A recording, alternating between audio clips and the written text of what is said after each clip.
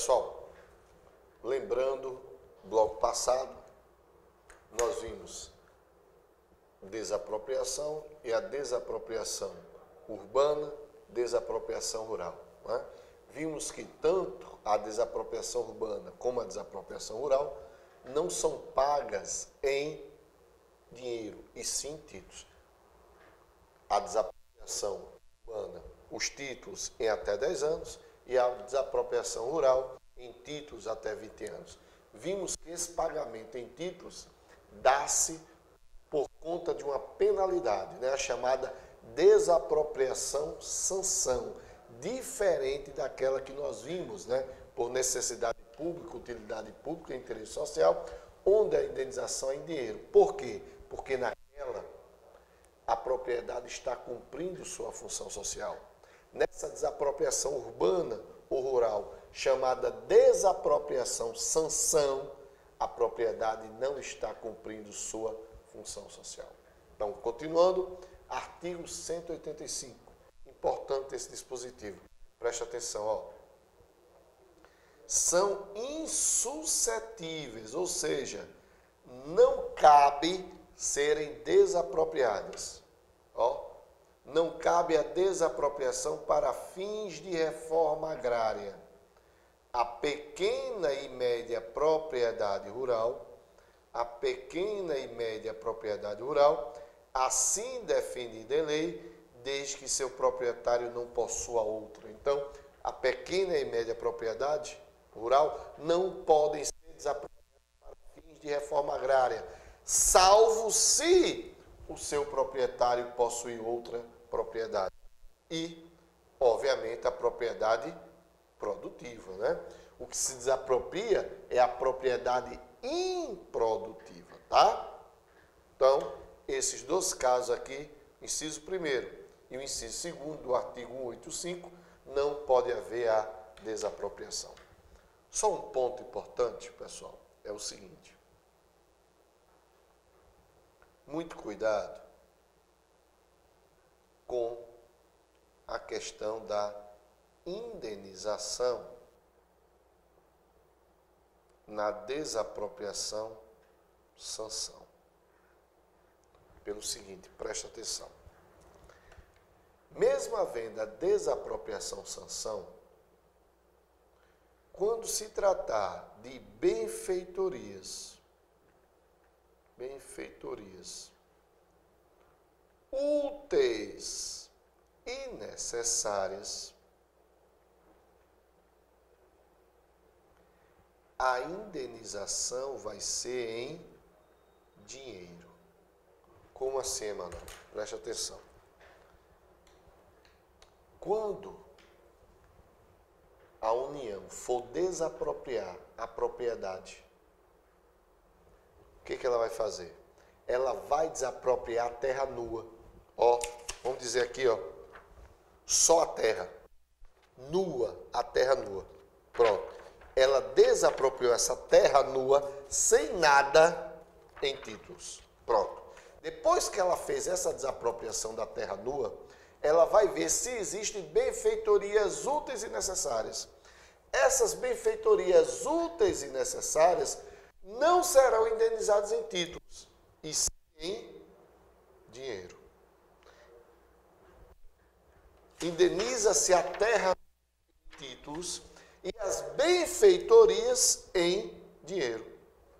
Manuel, me dá exemplos de benfeitorias úteis e necessárias? Casa grande, cocheira, poço artesianos, apriscos, tudo isso são benfeitorias úteis e necessárias.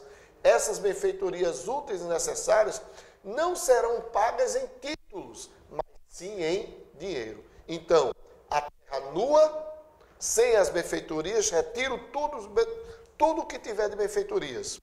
Pago a terra nua em títulos. E depois eu vou ver se aquela fazenda possui benfeitorias úteis e necessárias. Se possuir benfeitorias úteis e necessárias, eu pago em dinheiro, tá certo? Só esse adendo que era importante vocês saberem, tranquilo? E isso só vai acontecer na área rural, tá? pagamento dessas benfeitorias úteis e necessárias na área rural serão pagas em dinheiro. Tranquilo? Com isso, pessoal, finalizamos aqui a questão da desapropriação, tá? E o que a gente vai fazer aqui agora? Ver a questão do confisco e da expropriação. Muito cuidado para a gente não confundir confisco com desapropriação.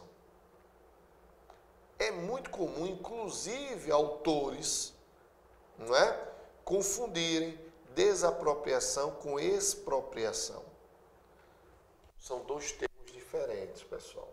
Por quê?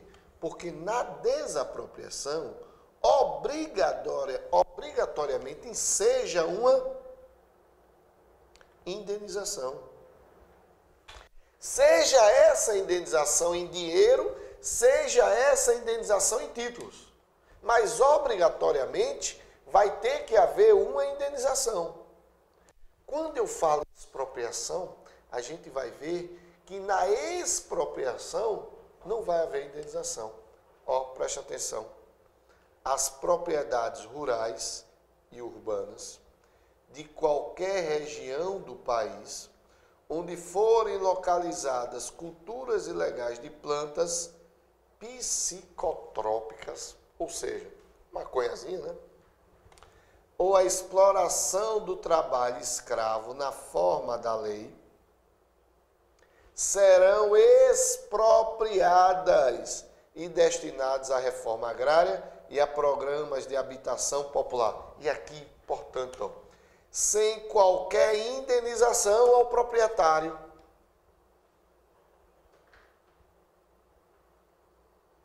Sem qualquer indenização ao proprietário. E sem prejuízo de outras sanções previstas em lei. Então, como vocês percebem, na desapropriação, obrigatoriamente vai existir indenização. Seja ela em títulos, seja ela em dinheiro. Na expropriação, pessoal, não existe indenização, tá? Então, essa expropriação, segundo o artigo 243, vai ocorrer em quais? Em quais situações? Plantação de culturas ilegais, plantação, né, de plantas psicotrópicas, exemplo, maconhazinha, né? E a exploração de trabalho escravo. É interessante que essa exploração de trabalho escravo não tinha, tá? Foi a inovação da emenda constitucional de 81, do ano passado, né? Então, é uma emenda nova, um dispositivo com alteração, não é? Cheirando a leite, não é? Do forno aí ainda, tá certo? Então, com isso, terminamos toda a parte de desapropriação e vamos para o inciso 25. Pessoal, antes de começar esse inciso 25, eu quero fazer um esqueminha aqui com vocês. Preste atenção. Eu vou fazer esse esquema pelo seguinte, para a gente não confundir dois institutos, que é a desapropriação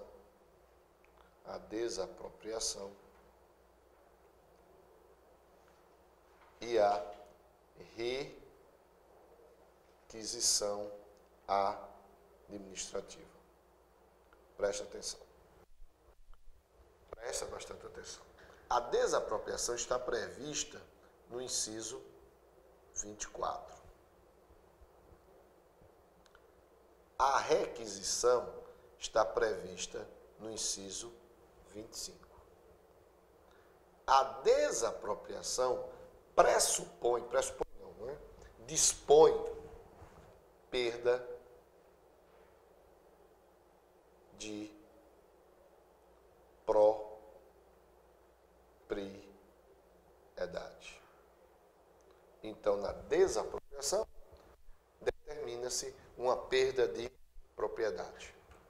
Na requisição administrativa, o que nós temos é o uso da propriedade. Como assim, Emanuel? O uso da propriedade. Presta atenção. Olha o que diz aqui o dispositivo.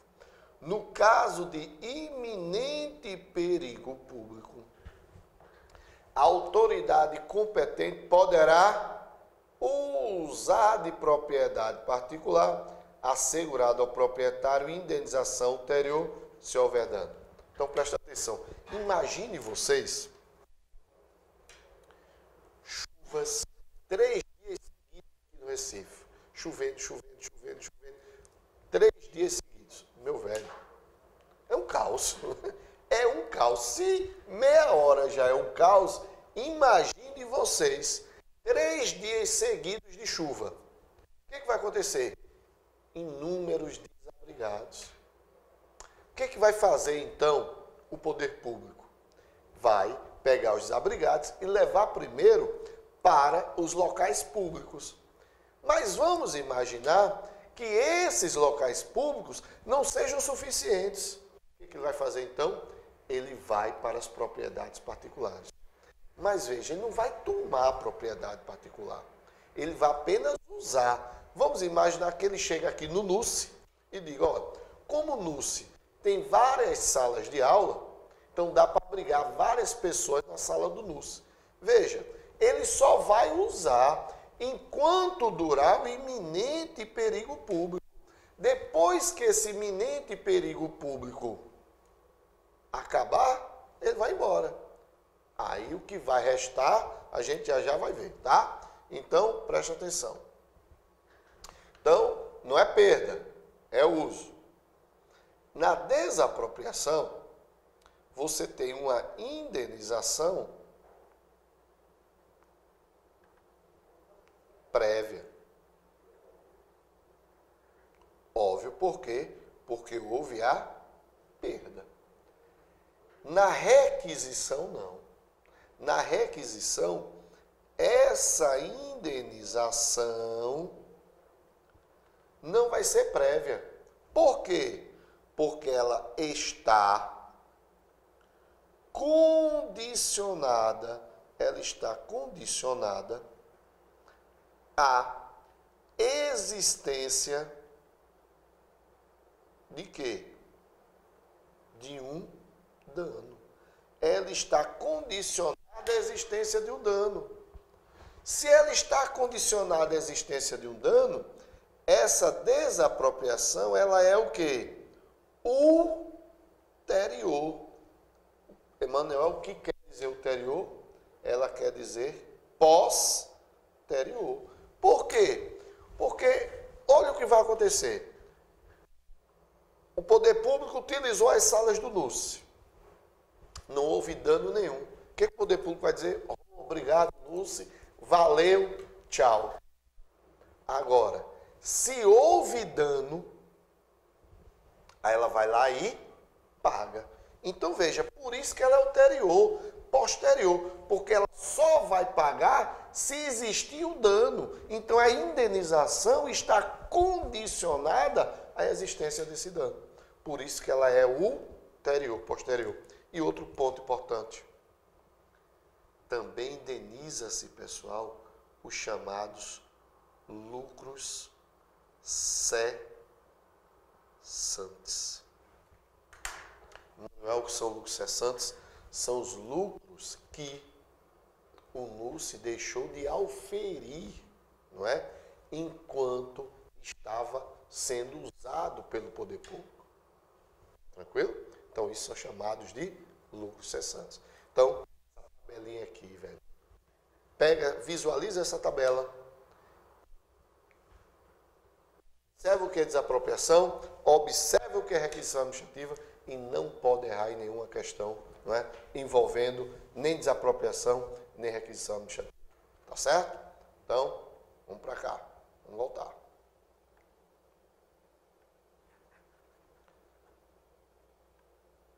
Inciso 26.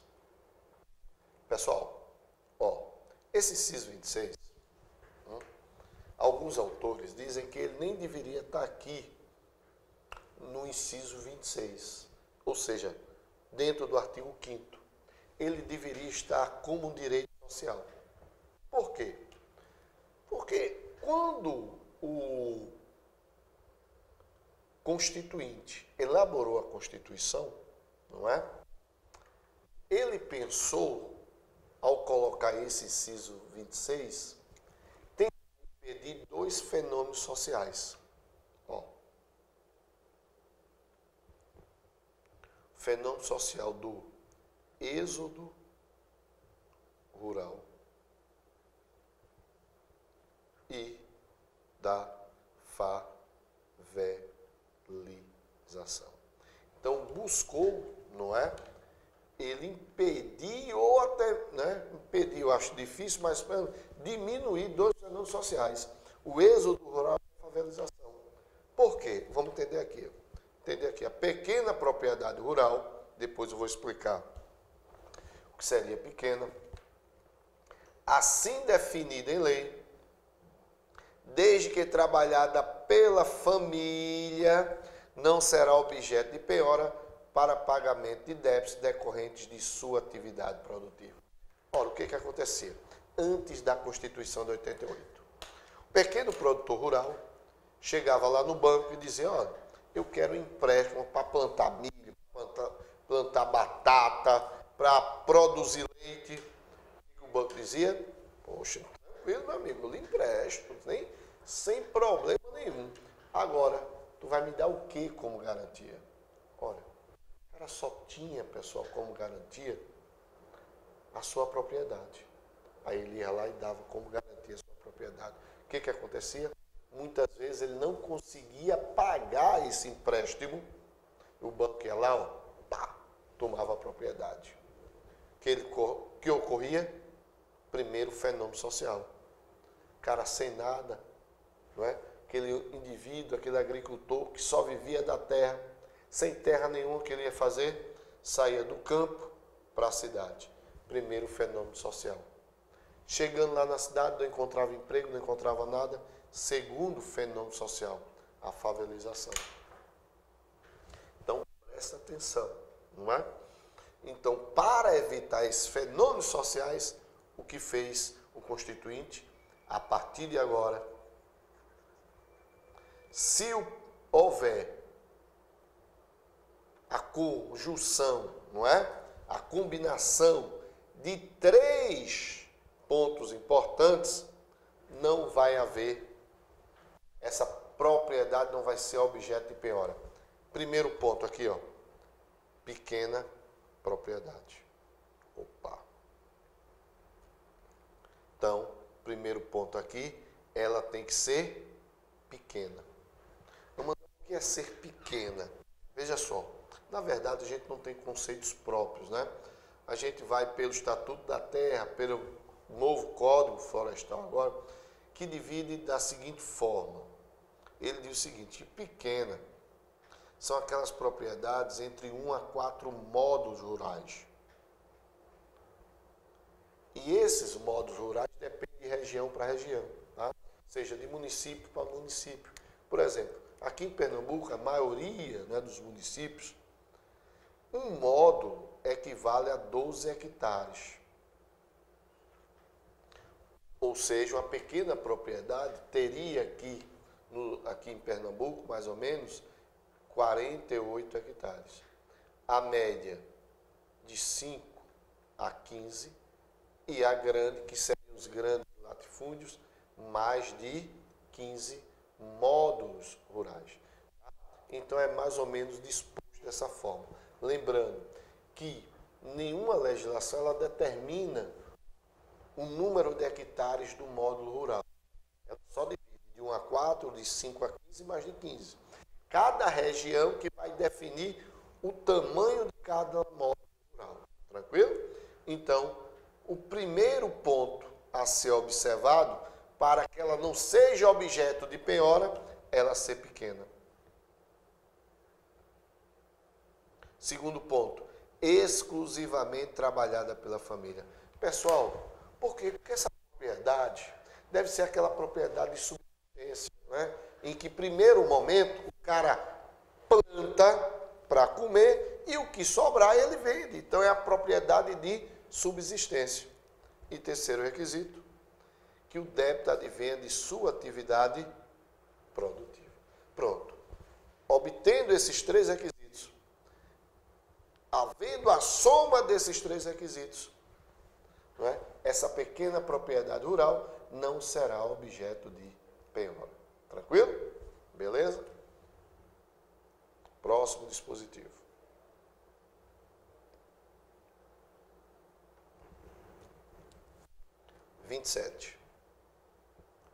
Aos autores pertence o direito exclusivo de utilização, publicação ou reprodução de suas obras, transmissível aos herdeiros pelo tempo que a lei fixar.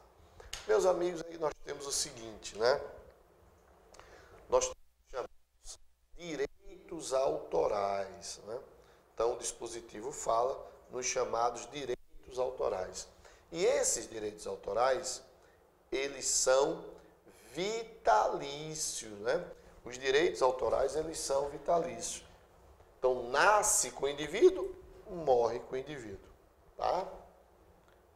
Só que quando ele morre, esses direitos autorais, direitos de propriedade, então, esse direito de propriedade, esse direito de patrimonial, esse direito imaterial, vai passar para os herdeiros. Só que esses herdeiros não têm mais direito vitalício. Eles têm um tempo, não é de 70 anos, que é fixado por lei, a contar do dia 1º de janeiro do ano subsequente à morte do autor. Então, eles são 70 anos corridos, tá? São 70 anos corridos. Passou esses 70, o que vai acontecer? A obra cai em domínio público. Nesse caso, todo mundo pode reproduzir, todo mundo pode publicar, mas antes, negativo. Então, você que gosta de comprar um DVDzinho pirata, cuidado, viu? Você está cometendo ilícito civil, não é? Chamado de contrafação, né? Quando você tira a cópia não autorizada, né? É chamada de contrafação. Então, cuidado aí, beleza? Tranquilo? Então, vamos para o inciso 28. Inciso 28. Pessoal, lembrando que esses incisos, tá? Quando cai em prova, são mais literalidade da lei. Você que está acostumado a ver sempre eu doutrinando em cima de dispositivos, esses não. São mais literalidade da lei, então não cabe aí uma doutrina maior em cima deles. Inciso 28. A proteção às participações individuais em obras coletivas e a reprodução da imagem e voz humanas, inclusive nas atividades desportivas. Só vou dar um ponto aqui importante para vocês, o que é participação individual em obra coletiva. Imaginemos vocês uma novela. Uma novela, ela pode ser escrita por uma pessoa ou por várias, mas obrigatoriamente, para que a novela exista, eu tenho que ter vários atores, né? Vários participantes. E nesses atores você tem ator principal, ator coadjuvante e figurantes. Agora imagine vocês, tem uma novela que eu gosto muito de falar, que é a novela Escrava Isaura. Essa novela Escrava Isaura foi vendida para N países, vários países. O que foi que aconteceu? No momento que ela foi vendida para vários países, não só foi vendida a obra, né, em si, a história, mas também o direito de imagem dos atores. Então vejam, a atriz principal, por exemplo, Lucélia Santos, a participação dela individual em relação aos outros atores é muito maior. Por quê? Porque ela é a atriz principal. Então, obviamente, ela tem que ganhar mais do que o ator coadjuvante. Ela tem que ganhar mais do que o figurante. Isso é participação individual em obra coletiva. Beleza?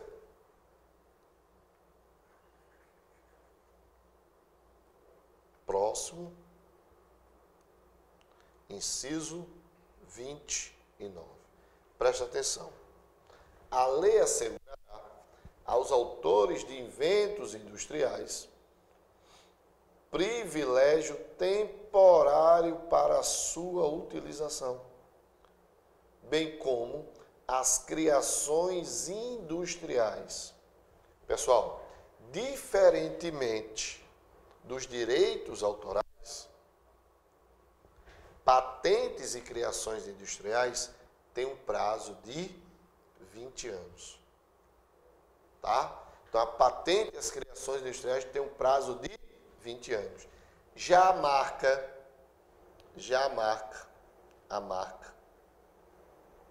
tem um prazo de 10 anos. Só que esse prazo é renovável, né? 10, 10, 10, 10, né? Então, por exemplo, a marca Coca-Cola, a marca fortíssima, ela é renovável de 10 a cada 10 anos. Tá certo? Então, patente de invenção, criações industriais, 20 anos. Patente de marca, 10 anos. E inciso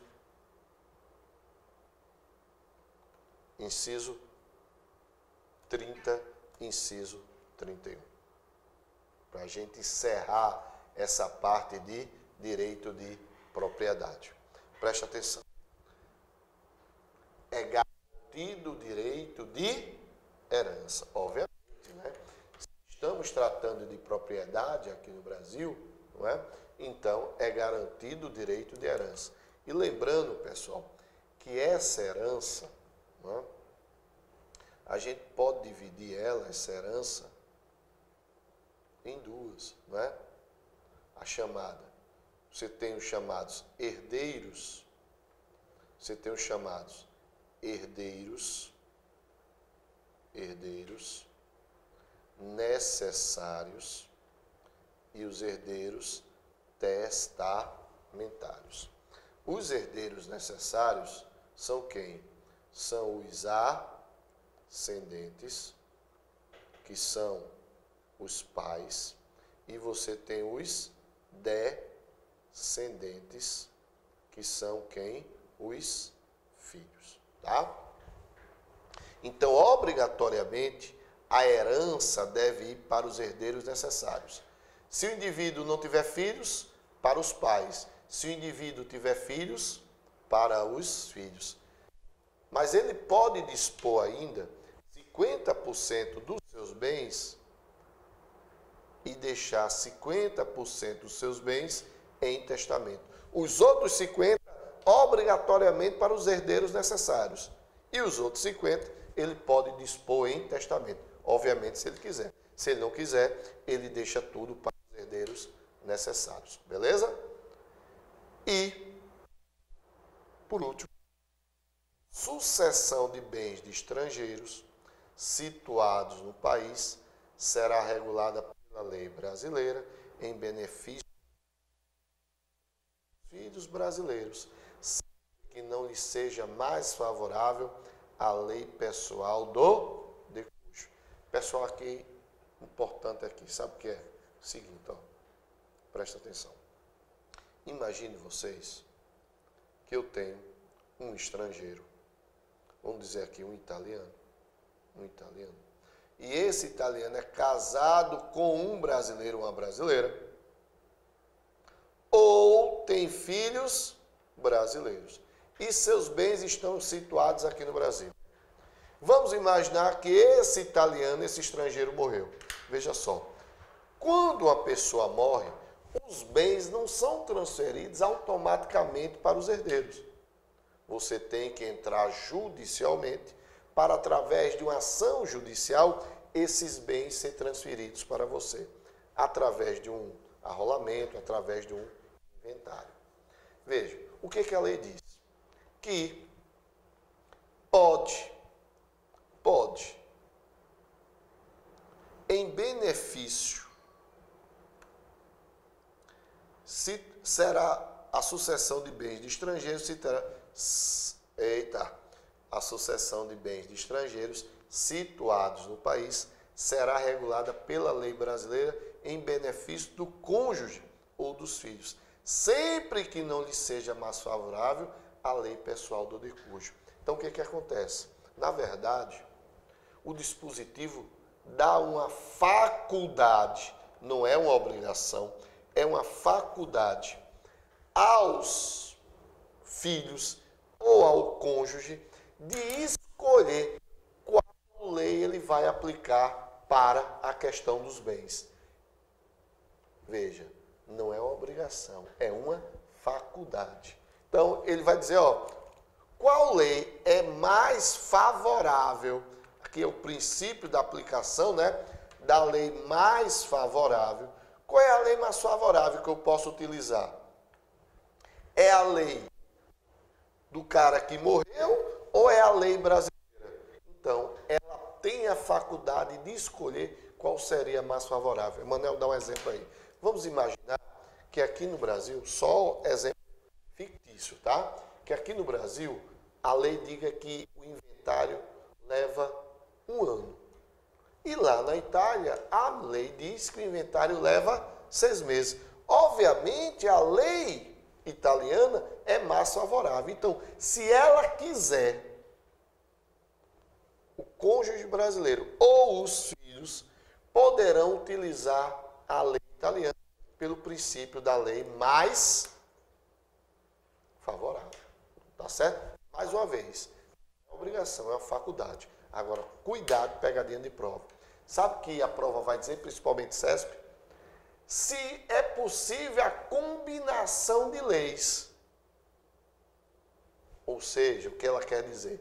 Se esse cônjuge brasileiro ou os filhos brasileiros podem conjugar metade do que é bom lá com metade do que é bom aqui. Pode isso, pessoal? Claro que não. Ou você aplica a totalidade da lei estrangeira ou a totalidade da lei brasileira. Não pode haver combinação de princípios, de regras, de leis benéficas. Ou é total aqui, ou é total lá. Tá certo? Tranquilo? Pessoal, né? Terminamos mais um bloco aí, né? E dentro desse bloco, vimos aí aquela parte de direito de propriedade. Valeu, voltamos depois.